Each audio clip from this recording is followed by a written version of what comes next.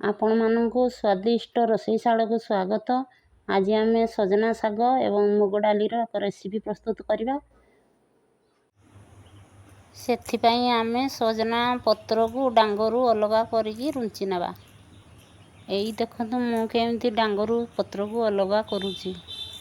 ଧ୍ୟାନ ଦେବେ ଏହି ଶାଗ ପତ୍ରରେ ଯେମିତି ବଡ଼ ଡାଙ୍ଗ ରହି ନଯାଏ। ସବୁ ଶାଗ ପତ୍ରକୁ ଏମିତି ଭାବରେ ରୁଞ୍ଚି ନେବେ। ବର୍ଷା ଦିନରେ ଏହି ଶାଗ ପତ୍ରରେ ପୋକ ମଧ୍ୟ ଲାଗନ୍ତି, ସେଥିପାଇଁ ପୋକକୁ ମଧ୍ୟ ଦେଖିକି ବାଛି ନେବେ।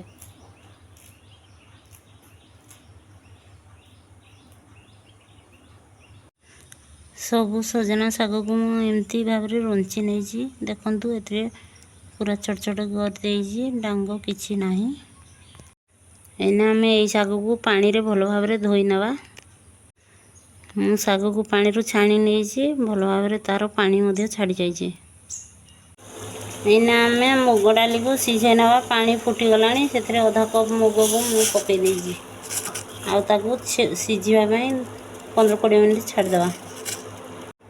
ଡାଲି ସିଝିବା ପାଇଁ ଅଳ୍ପ ଲୁଣ ଦେଇଦେବା।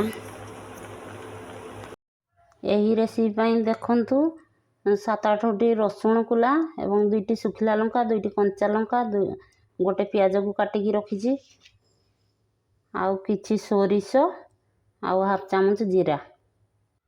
ସଜନା ଶାଗ ମୁଗ ପ୍ରସ୍ତୁତ ପାଇଁ ମୁଁ ଗୋଟେ ଗ୍ୟାସ୍ ଉପରେ କଡ଼େଇକୁ ବସାଇ ଦେଇଛି।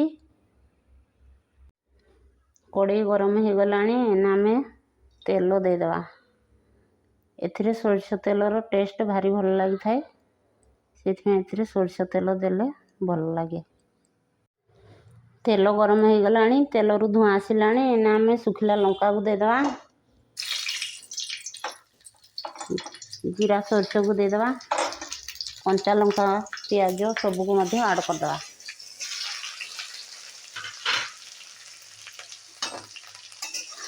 ତାପରେ ଘାଣ୍ଟିବା। ପିଆଜ ରସୁଣ ହାଲକା ଲାଲ ହେବା ପର୍ଯ୍ୟନ୍ତ ଘାଣ୍ଟିବା।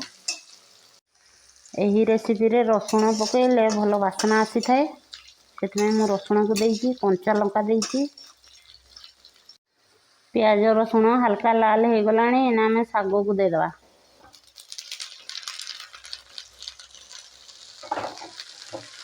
ତାପରେ ଭଲ ଭାବରେ ଚଲେଇବା। ସଜନା ପତ୍ରରେ ପ୍ରଚୁର ପରିମାଣର ଭିଟାମିନ୍ B12 ଥାଏ, ତେଣୁ ଡାଇବେଟିସ୍ ରୋଗୀଙ୍କ ପାଇଁ ଲାଭଦାୟକ ହୋଇଥାଏ। ଆଖିର ଦୃଷ୍ଟି ଶକ୍ତିକୁ ମଧ୍ୟ ବଢ଼ାଇବାରେ ସାହାଯ୍ୟ କରେ, ଏଣୁ ଏହି ଶାଗକୁ ସପ୍ତାହରେ 2 ଦିନ ଖାଇବା କଥା। ଶାଗକୁ ଆମେ ଭଲ ଭାବରେ ଚଲେଇବା, ଯେମିତି ଶାଗର କଞ୍ଚା ବାସ୍ନା ପଳେଇବ ଆଉ ଶାଗ ଟେଳା ଟେଳା ହେଇ ନଯାଏ, ସେଥିପାଇଁ ଏମିତି ତାକୁ ସବୁବେଳେ ଚଲେଇ ଚାଲିବା ଶାଗ ଭାଜି ହେବା ପର୍ଯ୍ୟନ୍ତ।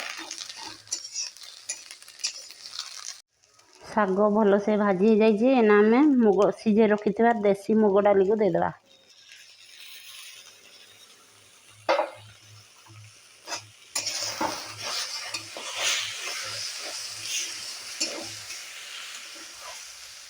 এই ଦେଖନ୍ତୁ ଆମର ଫାଇନାଲି ମୁଗ ଡାଲି କେମିତି ଭାଜିକି ରେଡ଼ି ହେଇଗଲା, ଶାଗ ସହିତ ମିଶି ଯାଇଛି। এই ଦେଖନ୍ତୁ ଆମର ଫାଇନାଲି ଶାଗ ମୁଗ ରେଡ଼ି ହେଇଯାଇଛି, ସଜନା ଶାଗ ମୁଗ ରେସିପି। ଆପଣମାନଙ୍କୁ ଯଦି ଏହି ରେସିପି ଭିଡ଼ିଓ ଭଲ ଲାଗିଥାଏ, ତାହେଲେ ଲାଇକ୍, ସେୟାର, ସବସ୍କ୍ରାଇବ୍ କରିବାକୁ ଜମା ବି ଭୁଲିବେନି।